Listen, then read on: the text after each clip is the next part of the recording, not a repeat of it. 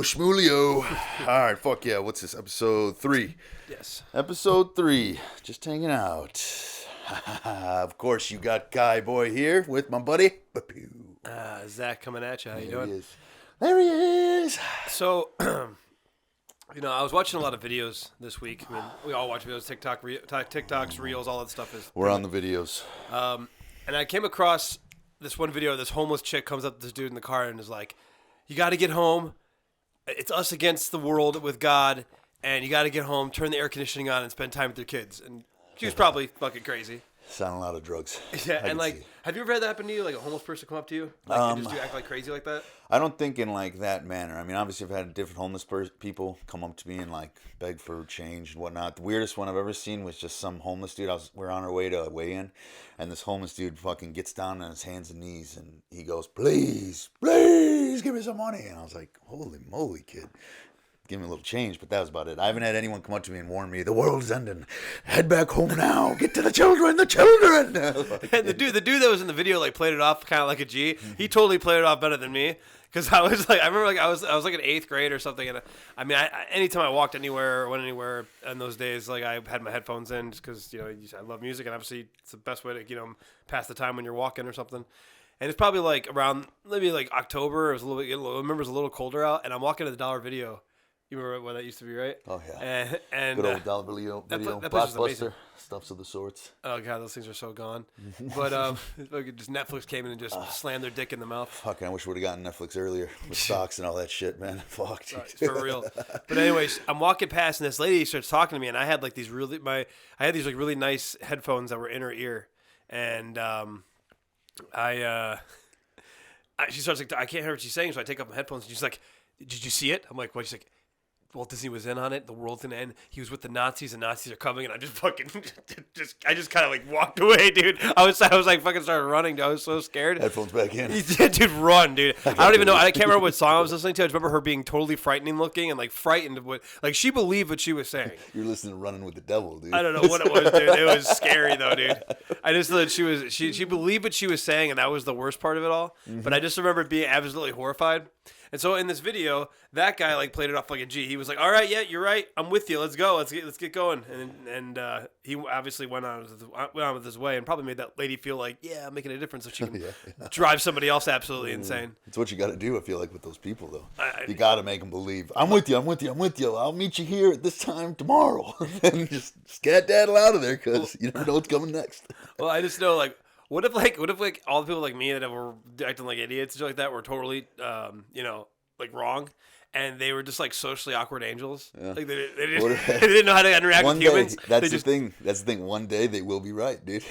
One of them's got to get it. At least one day. One day they're gonna say some shit. You're like, all right, take it easy. And then next thing you know, you see this fucking meteor coming down. You're like, fuck. Well, I mean, I know that Walt Disney was a supposedly known Nazi sympathizer.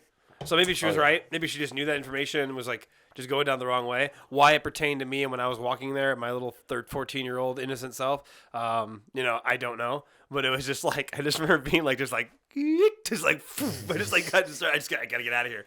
And then I waited while I was inside the Dollar Video. I kept going, look out the door, see if she's still there. Saw her like a couple of times, and I just kept walking back in. And the fucking worker's like, "What are you doing?" I'm like, "There's this crazy lady out there talking about Nazis and Walt Disney."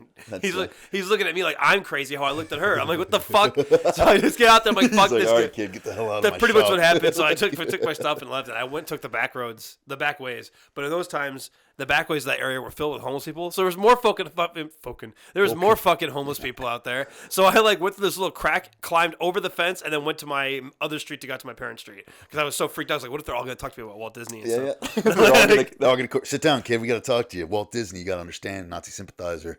They're coming for us. And I'm just like the Nazis are coming back. I mean, the homelessness. I'd say there was probably I at least saw more homelessness in Crystal Lake where we grew up. When we were growing up, probably more than I do now. I don't know. Maybe we both. I just moved back there after actually 6 years of being away. So I haven't seen it as bad. But when I was younger, I mean, there was that one guy that used to walk around with like the 7 coats on, no matter if it was fucking winter or summer. Oh, yeah. And I'd see him. I don't see him ever. I wonder whatever happened to him. I mean, either he was a fake and he lives in a big house, because you know how some of those hobos do it.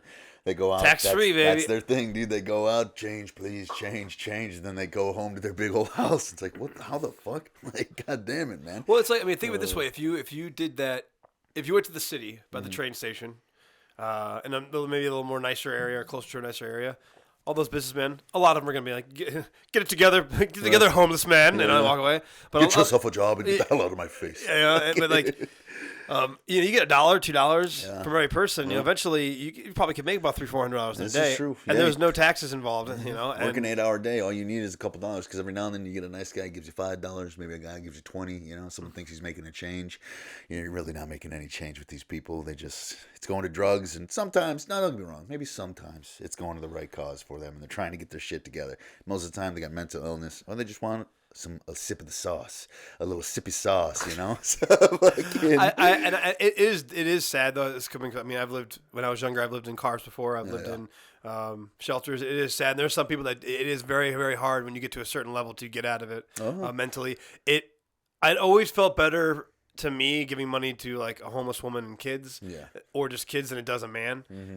But it just depends. Like a man can find a job, but a woman can suck a dick. You know, it's fucked up, but it's true though. It is true. So it's the facts. That's I mean, like, but I always felt better about giving. We could suck some dicks as well. I mean, yeah, but I'm not going to do that, dude. There's no way. Give me an axe or with a fucking dick ditches. Desperate, man. I'll go right to a dishwasher. I'll look at Houlihan to the dishwasher, carry 25,000 plates like that one guy did. You know what I'm talking about? I'll suck your dick if I get a couple beers, man. I was like, there's no way I could do it, dude. No, yeah, I know what you're talking about. The guy who carried the fucking tower of plates. Man, dude, he would do a whole Friday and Saturday shift by himself. One little Mexican man. A nice guy, but then eventually I think they weren't paying him. Is that why he freaked out and left? Probably either that or just paying him less or whatever. I mean, dude, we got a couple Mexican guys that work with us over at the company I'm with. They do 15-hour shifts, dude. 7 days a week. Okay? I'm telling you right now, ain't no caffeine getting you through a 15-hour shift, dude. There's something else you got going through. Well, that culture in general is a hard-working culture. Oh, they're hard-working. They love to work. Don't get me wrong. But I'm telling you right now, ain't no body sustaining 15 hours a day for fucking 7 days a week, dude. They are wild. One of them looks at me sometimes like he wants to eat me. This kid looks at me like, he did it to me. I was working on Friday. I was painting these windows. He comes up to me. He's just looking at me. I was like, get the hell out of here. You better get the hell out of here, kid. He's just a kid. I'm like, you better fucking scram, motherfucker. It scares me. He just jumps on your shoulders. You're like, ah! It's scary, man. Like, but nevertheless, they're hardworking guys. So, well, and you know, you never know what you would do if you're in the situation where you have no option.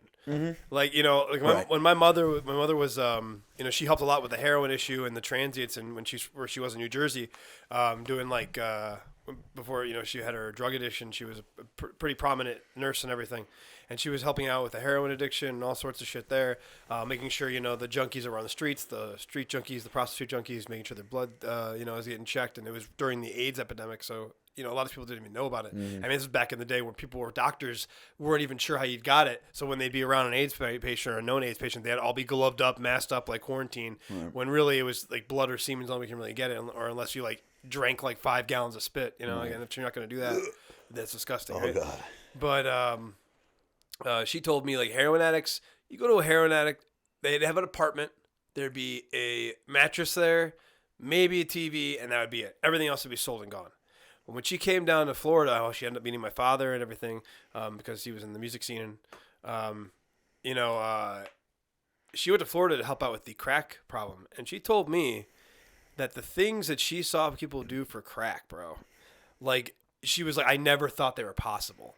Like, she told me one story where they had this one street junkie who had sold her kids to some dude for crack. Oh. And I don't know the amount or the money or what was the transaction, but they found the 2 kids. But it's just like, what the fuck? Like, you have a drug that's that held up on you that much that you're gonna think about that over your babies? Like, that's crazy. Or she one time pulled the chick out of a ditch that she knew that she was a known junkie user. That was her spot, and she let dudes piss and shit on her for like a certain amount of money. Oh.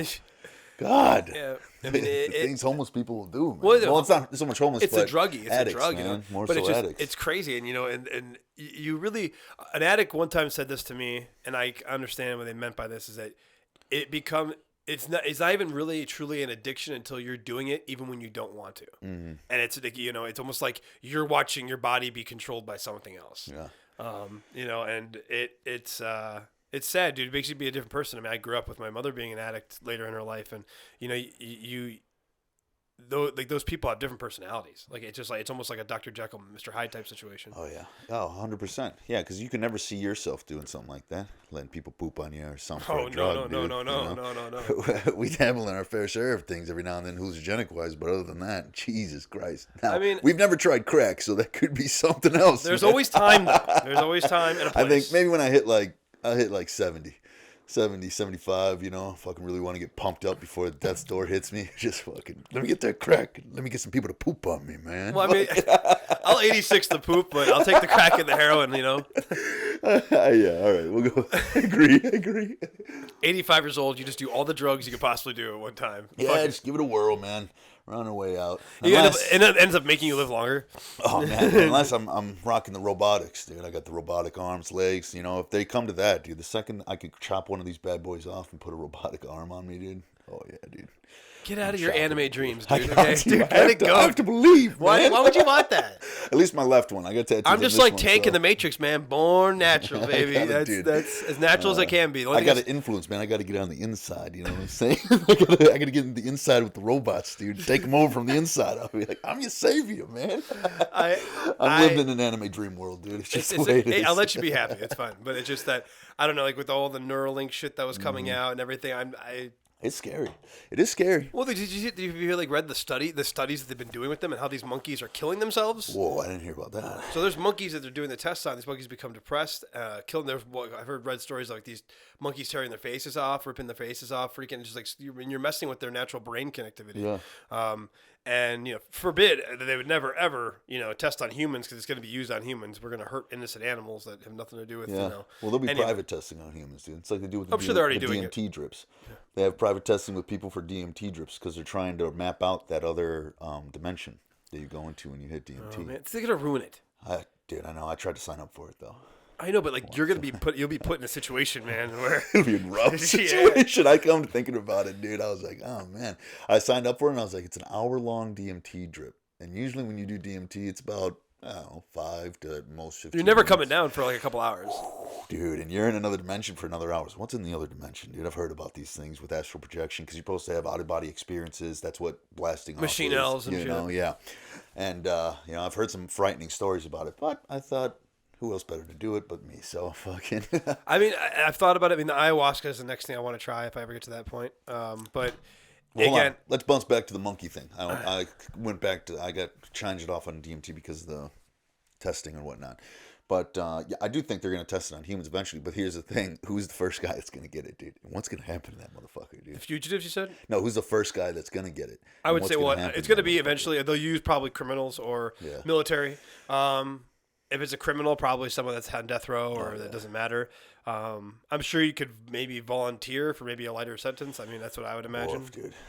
But when they were doing that shit, the MK Ultra experiments, there were a lot of criminals. I mean, they might have single-handedly made Whitey Bulger a more sadistic and sociopathic criminal because of how many tests he went through. More than likely. I mean, when that was with the LSD.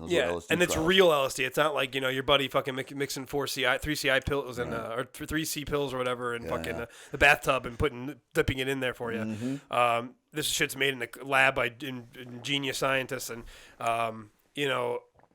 there's interviews of people that said that he went from being like a regular kind of smarter kind of guy, small times criminal, to literally being a criminal mastermind, sociopathic killer, would kill you for any kind of reason that he thought was the right way to do it.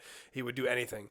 And, God knows what other people they created. I mean, they even think that some of the musicians that come from that era only came about because of the MK Ultra experiments. I mean, there's like all these crazy conspiracies, like Jim Morrison. So his dad was a Navy admiral, I believe. Okay. And I don't know what his mother did, but there's like things that say that he was part of the MK Ultra experiments because there's a span of his life that no one knows what happened to him. He's gone for like a couple years, like a year or two. It's like spotty. LSD testing. And then he shows up in college, and then he lives in California.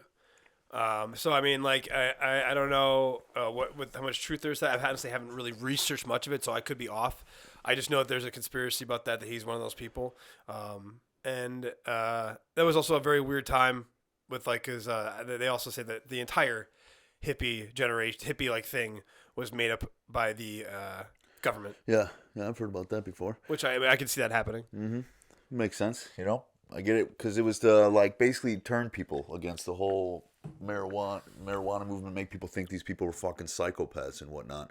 When in reality, they're just feeding them fucking military grade LSD, and that shit'll make you go crazy. Well, look at Charles Manson. Yeah, exactly. That shit'll make you go nuts, and you get a thought implanted in your mind, dude. That thought can become the fucking power thought. It can become your whole fucking brain. Mm-hmm. You know, it can change you in a minute. So yeah, no, because trust me, I've seen it firsthand with people. They get stuck in one thought when they're on these hallucinogenics and they're fucking gone. That's it. There's no getting them out of it or ripping them out of it. So fucking. I think we've all been there. Yeah, a couple times, man. Just losing your mind, man. Well, I mean, you've done it twice to me. Yeah. The worst one was I took that. That was the time when we were hanging out with like your ex and her cousin, and everybody, and her cousin was like talking, and he talked like, and I was like, dude, and he was wild. I could just hear him like he was here, but he's all the way away from me. But anyways, I took like 2 or 3 hits, and you took like 1.5, and you said to me, I hear you in the background. You're closer to me, and you're like, oh man, I took 1.5 hits. I'm losing my mind. I can't imagine what Zach feels like right now. And I remember sitting there being like, oh no. And then that's where I went into really rough. All I kept thinking was like, it's worse. It's harder. It's harder. It's all I kept thinking in my head. And I remember being like at one point not knowing what the fuck was going on. That was rough, dude. Dude, I hated that. Well, that's what I'm saying with like some of it. I don't think it was really, some of it wasn't really actual like LSD. I know. I think we took a lot of research. Yeah, because I remember getting stuck in something where I couldn't talk properly. It was everything that would come out was question format. Anything that would come out was, hey, how are you? And, you know, what are you doing? But it would be me trying to explain myself or anything. And it was just all question format. I was like, why am I talking like this? And then I just shut up for the rest of the time. It's quite horrible. Fucking. And I mean, I don't know. I mean, I think maybe like a couple of times I probably took real LSD. Yeah. Well, I think so too. Like, I know we were talking about funkin' a couple days ago or whatever. I think most of the time we did any of this shit, it was probably just real LSD. You know, we got a handful of times that we got fucked with something that was sizzling on your tongue and you said, this is going to be a bad time, man. Yeah. This is going to be real bad. But or those capsules. Got to be careful, yeah. The mescaline capsules. Fucking, yeah, whatever that was. That was a mescaline. Like, that was like an interpretation of mescaline. That's what that was, dude. That was just, I remember watching it. I remember like going home. We were in Hellland, dude. That's what I called that. Because I remember walking with you to Lippold and all those people started ripping out the sign and screaming. And I was like, nope. No. Well, because we decided to hang out with drunk people, like, while tripping. Well, I didn't think it was gonna work, dude. I remember kind of like not really feeling goofy, just feeling like, right. But not thinking that I'm gonna trip face, and then it wasn't until you started freaking out, and walked away. Where I was like, dude, he can't leave me here. He can't leave me here because I'm not even that close to some of these guys, you know. Like CK used to beat me, you know. He was definitely there drunk when we were younger. We were young. Like, I don't want to deal with that shit. And I'm just joking, Cameron. Anyways, are we though? No, you're kind of a dick, but like it's okay. We love you. But I remember looking for you, and I was like, oh man, he's gone. And I turned on you down the street. I put my hand out. I was touching your shoulder. I was like, it's like it's coming. Something's happening. Yeah, dude. And then we got really sick, and I remember it was like, was it this time of year? Maybe it was like April. I think it was right. It was, you know what? It was like February or early March. It was before my mom passed, and I remember us sweating in this weather and throwing up because of how bad it was. Yeah, my way, I don't know if my memory was different than yours because, like I said, I remember sitting down and vomiting, and then I remember looking at you and you spinning 360 with your head up in the air like this and just throwing up. His 360, I was like, he's got to sit down. He's really got to sit down. It's not doing good for any of us here. I don't remember that. And then we laid in my bed and we just shook as we watched Power Rangers, hoping something to stop. Like, please. I remember tripping balls, but being like, I don't like this at all, dude. And then Paul saved our life. Yeah, Paul did. He came in looking like the Elephant Man, and I was like, come on, we got to go outside. I was like, yeah, you're right. Smacking a fucking those stories, like I could you couldn't pay for. I mean, yeah, some of them are TV dinner-esque kind of stories, like, you know, kind of, dude, what are you doing, right, idiot? Yeah. But like at the end of the day, they're like the feeling and the camaraderie, and some of the times I've had with some of the, like, us and some of our friends have just been like beyond what I could ever want to pay for or be for, or like miss. I'm so, as much as I wish I would have had a little bit more of my life figured out at that age, I find it weird when I run into people that are my age and they're like, yeah, you know, I just work all day and oh, cool. I hang out with my wife. I'm like, cool. Then what else do you do? Well, I don't got any friends. And I'm just like, That's about it. that's weird. And I'm just like, I feel like that's very odd. But then they might think it's very odd that I'm still friends with people that I've been friends with for years. But there's a reason why. Yeah. There's a lot of shitty people out there, dude. Oh, I've seen plenty of them. A ton. You tried to bring people in our group. Well, I've tried my hardest. Actually, I mean, I only tried with 2 people, and they both ended up being fucking idiots. But what can you do? I tried. One kid, I just didn't get accepted by anybody. I brought him in, and then I realized why he didn't get accepted by anybody. He's a fucking jackass, man. And the other one was just a toolhead fucking idiot. So what can you do? What can you do, man? When you send dick pics to your buddy. Yeah. Unsolicited dick And pics. then we got the other limp guy, the guy that sends me the dick pics, and he says, "Hey man, you want to see this hot chick?" I was like, "Yeah, all right, cool, man." Sends me a pic. He's just gripping his hog hard, dude, in the shower. I was like, "No, that's not what." It's like that wasn't supposed to be for me. All I remember you is we were getting illegal alcohol. We were having one of our older buddies buy alcohol for us, and I just remember you look being like, "I'm gonna kill this kid. I'm gonna kill him. I'm gonna kill him good." I remember saying something like that. And I remember like, "What happened?" Then you just showed me you with the Stevie dick pic. I'm like, "This is horrible, dude. Why did you send that? How did your phone get that fucked up?" I said, "Buddy, you may have sent the wrong picture to me." He goes, "Okay, hold on. I'll send it again. I go, "You better send the right one this time." Different picture, same dick. Fucking, I was like, "Oh." Wait, I think he had, "Do you like?" Yeah. He's like, "Do you like?" I was like, "Oh man, is he trying to send me a single here? Like, I'm not gay, man." Like, That's a hell of a single, dude. I don't mind seeing He's honking a horn. He's honking a horn. horn, putting fireworks in the air. Like he's fucking hello. Like, Yeah, dude, no good, man. I think I don't know. I think it's the niceness of you that got you in those situations. Oh yeah, always. It always is, man. It's always because I'd say I got a pretty big heart, and I love everybody that's around me, and I see the good within my whole group of friends that I have, with everybody I've known for so long, and I figure that's everybody, or it can be everybody. Even if you do have an evil side to you, there's still good within you. So I'm thinking, all right, if we all get together and we're all different people, why can't all these other guys? Why can't this other dude who wants to be accepted by people that aren't accepting him? Why can't he? Because most of us weren't accepted by the normal, or whatever you want to call normal, or the popular, or whatever. We weren't accepted. We found each other and we fucking came together, and now we've had strong relationships. So I'm like, all right, this little guy or this dude over here, he's fucking weird. Come on in. But then, well, we might be different in some aspects, but we're mortally on the same understanding. Like, I guess that makes sense. It's like the fact of like you don't fuck your friends' girlfriends. You don't like go after them when you break up. Like, right. That kind of stuff. There's a difference between homie hoppers and someone your buddy dated. Right. There's a big difference. And exactly. I think that there's like a lot of understandings what men and brothers do that we all agree on, even though we all are different, and that's what kept things together as friends, I guess. And there's been times where we've all pissed each other off, or we had little tiffs, but that's just everybody has tiffs. Well, we communicate. That's the difference with us as well too. Is we communicate with each other. Whenever any of us are fucked up, we let the other one know, and then we talk it out or we fight it out, and either one works. It is what it is. Yeah, but, it works. Either one works. But I don't know. I think back to like bullying. And like, no one really ever bullied me. People tried to, it just didn't work because I would either laugh at them or I'd, well, let's fight then. And even if they'd beat my ass, I would say it to them. And, it didn't make, it never made me, like, I've been very depressed and in very rough times in my life mentally and, and just in life in general around me. And I never ever thought that like I should hurt anybody. Yeah. Or anybody that was like, like that was not part of it, Maybe I've definitely thought about hurting myself. I would definitely say that. I definitely thought about maybe it'd be easier if I wasn't around. Everybody's had those thoughts, but I've definitely had them. Sometimes I've been my worst enemy when I've been alone. Right. Well, at least you never thought about bringing a gun to school. Oh God, no! I would never do that. So. I love people. I love conversing with people. I love being around people, even if they are more intelligent or less intelligent or whatever. Yeah. I love learning from people, and I could never imagine being so mad at someone that I'm going to kill them unless they did something totally, like if you like kill one of my buddies or, rape my wife or just something crazy like that, like, oh, of course I'm going to fucking do what I got to do. Right. But it's like, if you call me a fucking pussy and say that I'm, all these names and all this shit and make people not like me or make people laugh at me, I'm not going to, that is not worth killing you, ruining your family's life and giving your family that horrible grief that have nothing to do with it. They don't know their son's a derelict. Yeah. And then giving my family grief because people are going to say, oh, you raised a fucking murderer. Mm-hmm. Fuck that. Ruin the reputation of the family. And I remember, you remember TED Talk? You know TED Talks, right? Yeah. You know the comedian like Sam High? Remember the video I sent you? You probably know him now because he's a little more popular. But he was he did this TED. What made him really famous or started getting famous was this TED Talk he did. It was a parody TED Talk, but he made people go to it and stuff. And it was basically to show the pretentiousness and the ridiculousness of people that do TED Talks. And I had not seen one that grasped that like ideology more than this video I saw that said I was almost a school shooter.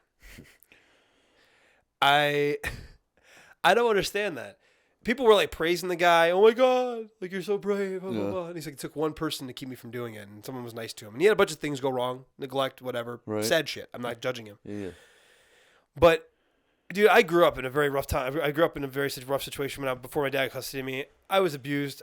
I was neglected. All these things, but I never once ever thought about hurting anybody, like I said earlier.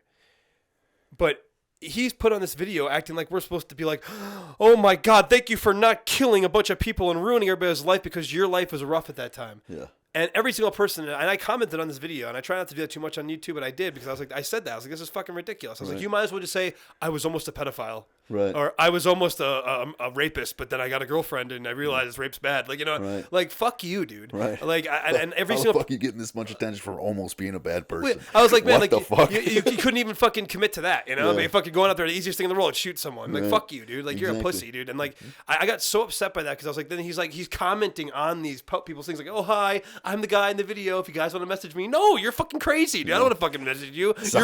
You're one person being mean to you from shooting a bunch of people, dude. And like, and that's what it sounds the story's pretty rough. Don't get me wrong. He just had some stuff go down, but it's like you got to believe in the beauty of other people and the beauty of life and how every single second and the fact that you're 1 in 400 trillionth of a chance is you being born. That's you have 1,000,000 times the chance. You have the chance of winning the lottery 1,000,000 times based on that logic. I think people celebrate negativity more than fucking positive. Don't get me wrong. I guess in a sense that is positive, but you're still celebrating that someone was one step away from killing a fuckload of people. It just says a lot about what the fuck is happening here. Yeah, like what the fuck is going on? Like maybe just celebrate that someone's just a good fucking dude. I don't know. Or just don't even fucking post shit out there like that. Like what am I going to post out there that I was like moments away from, I don't fucking know, fucking killing my teacher because he said something mean to me? Like fuck, everyone's gonna be like, oh yeah, Kyle, you did good, man. Like fuck no, I didn't. Are you fucking kidding me? Everyone's got those intrusive thoughts. Everybody thinks every now and then about fucking putting a bullet in someone's head or fucking stabbing someone, man. Like it's the way it is. We don't do it because we're good fucking people.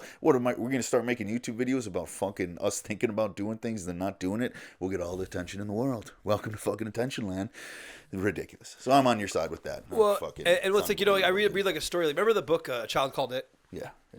And you read about the atrocities that man went through as a child, and the books also detail, the how debilitating it made him, especially when he wanted to be a father, and all sorts of things that he had to go through of like how to be a parent, what's love, how to do that kind of stuff. That guy didn't kill anybody. Yeah. He never even thought about killing anybody. Right. He dealt with all these things on his own. And granted, this guy did the same thing, but this guy wrote a book, became a best-time seller of the horrors of his life instead of ever thinking about that. Now, granted, this guy's trying to do the same thing, but I just thought the title was so distasteful. Fuck you. Like, fuck you for almost trying to kill a bunch of people. Don't put that on me. Right. If anything, the guy in the Child Called It should have way more of a reason behind fucking killing people. Fucking tortured for his whole life, basically. I mean, as a kid, put in a cage and all this shit. Eating his own vomit. Right. Like, that's someone who would be mad at the world. But everybody else, I mean, him, I don't know what the fuck the dude's story was that I was almost close to killing people or whatever. But still, like, there's goodness inside everybody here, man. Like, you don't need to do this shit. And you don't need to post it out to the world so everyone can give you fucking attention because you didn't go with these intrusive thoughts that you have in your head. So, yeah, that's fucking ridiculous. Next time I record, I'm never drinking one of these things ever again. You don't like it? No, it's delicious. Oh. I can't stop burping. It's so I'm burp doing city. I'm doing the fucking the chocolate rain thing where I go away to breathe, I'm like fucking but I know it's sensitive, so it definitely picks that motherfucking shit up. All right, cool. Well, that's it. I mean, we got a minute left. You got anything you want to pop on real quick? Choose life, choose happiness, and choose to always learn. Never stop learning. Never stop learning. And that's an episode in the bag, kids. See you next week. Ha ha!